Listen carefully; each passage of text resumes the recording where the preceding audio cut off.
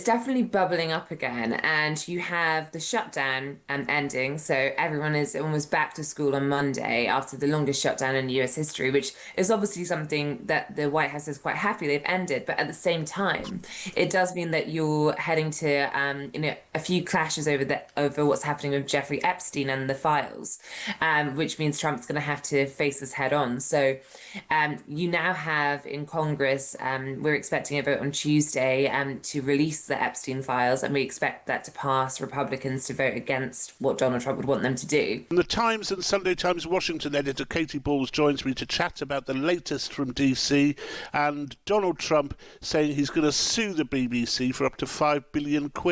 How's this all playing in Washington, Katy? So it's interesting in Washington. A lot of people are actually talking about the BBC. And often you get these UK US stories where everyone in London is very excited, and then I find no one actually here is paying any attention. But no, it's been running on Fox News, is on the news bulletins, and I think it's obviously a fight that Donald Trump is quite happy to lean into. He's been critical of the BBC, he and his team, long before the debacle over the combining or the editing of the speeches. But clearly sorry is not enough for him, and he wants to take his approach, which he's done in the past, of suing media publications and take it all the way or as far as he can before coming to some agreement. Did it with CBS, didn't he? Did it? I think Yes. with CBS, didn't he get about $18 million from them after claiming 50 million or something?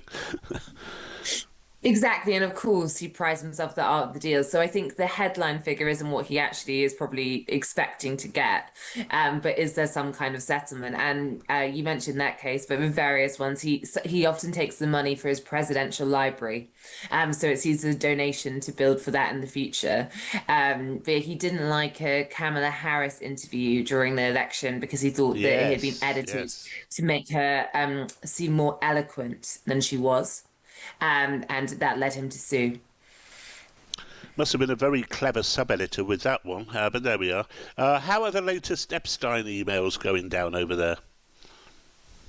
It's an interesting one. It's definitely bubbling up again, and you have the shutdown ending. So everyone is almost back to school on Monday after the longest shutdown in US history, which is obviously something that the White House is quite happy they've ended. But at the same time, it does mean that you're heading to a few clashes over what's happening with Jeffrey Epstein and the files, which means Trump's going to have to face this head on. So you now have in Congress, we're expecting a vote on Tuesday to release the Epstein files, and we expect that to pass Republicans to vote against what Donald Trump would want them to do. It would then go to the Senate, so I don't think we're expecting an immediate release of the files, but I think it does show how Donald Trump is unable to control parts of his party or bend them to this will on this issue, which we know divides the base. And that is uncomfortable for him. He's now gone on the offensive, appointing his Attorney General Pam Bondi to investigate the Democrats in the files. We had 20,000 new files released this week by the House committee. And this plan is basically, I think, to put pressure on the Democrats who are implicated. So yes, they might go after Donald Trump, but it isn't just him. Everyone will have a problem if he gets his way. Yeah, indeed. And you mentioned the shutdown. It's over, which he will be very pleased about, but has the issue gone away? Well, I think that we believe the shutdown is over and slowly things will, people will get paid. I think there was a sense that particularly in terms of flight disruption, domestic flights, Fox News and the various cable channels, for example, had like a ticker of how many flights are being delayed and cancelled. And you could feel ahead of Thanksgiving, they really felt this was going to start to be a domestic problem for them. When it comes to, I suppose, what Donald Trump has in his in tray, it's good as bad for him, but he now is under a lot of pressure from his base to focus on cost of living. And you look at the election results last week where the Democrats did pretty well. And I think there was a growing sense amongst his supporters that he is too much on global affairs at the moment and not enough on cost of living. And I think with everyone coming back to DC and the government being back in operation, it'll be time to say, well, what are you doing about this? And how are you going to use the time now between here and Christmas and, of course, the midterms next year to start to have some impact? Katy Balls, thank you very, very much indeed. And you can read Katy's column in the Sunday Times tomorrow, or with a digital subscription via thetimes.com. Epstein, sir, Marjorie Taylor Greene, the Congresswoman was on CBS News. She was talking about how the files should be released. We anticipate that a vote will happen in the House. I know you wrote about the investigation today. I don't care about it, released or not. What I think you should do, if you're going to do it, then you have to go into Epstein's friends. This Reid Hoffman spent a lot of time on the island. I was never on his island. Bill Clinton went there supposedly 28 times. You're going to have to look into his friends because, if they're going to do that, and I think the perfect guy to do it would be Southern District, somebody like Jay Clayton. I understand that's who's been assigned. But does the Congresswoman have a point, though? Does Marjorie Taylor Greene have a point? Does she have a point, though? I know nothing about her. On the release of the files. All the files. Well, they can have whatever they want. They already do. I think they have 50,000 pages already. Look, this is a Democrat hoax. This is a hoax put out by the Democrat, and a couple of few Republicans have gone along with it because they're weak and ineffective. But this is a Democrat hoax to get away from the fact that they just lost the shutdown, and they've lost the elections. They've lost the big election, to me, in a record number. They lost the popular vote.